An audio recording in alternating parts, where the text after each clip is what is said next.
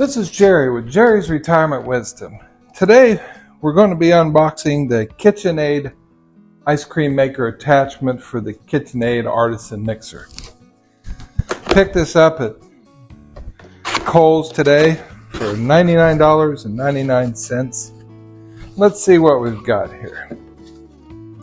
First off, there's a flyer that says go to KitchenAid.com to get recipes, guides, videos, support, and to register your product.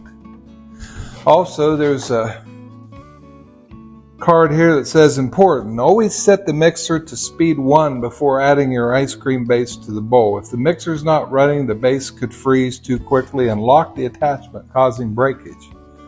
So they've added an important extra announcement. Let's see what else is in the box here.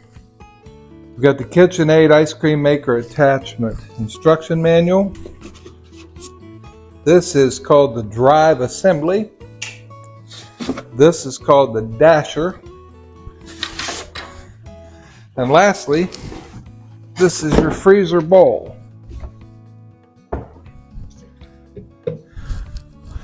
So, before you use the ice cream maker, you need to put this freezer bowl in the freezer for at least 16 hours. If you can hear, there's a freezing agent inside the bowl in the inner lining that must freeze, and that is going to provide the chilling effect when you make your ice cream. So let's see how this attaches. First off, with our mixer, we need to remove the regular bowl, and this mixing attachment appears to just be sort of a press fit.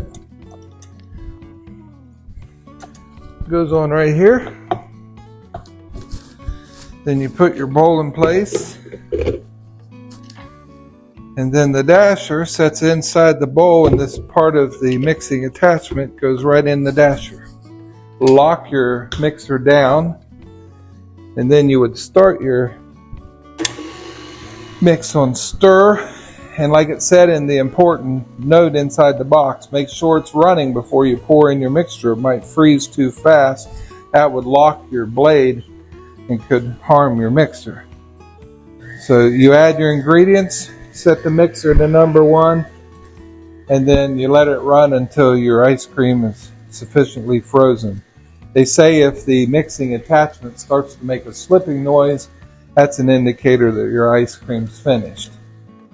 If you want the ice cream to be an even thicker consistency, they recommend you put it in the freezer in a separate bowl for a couple of hours, and that way it'll be a lot thicker.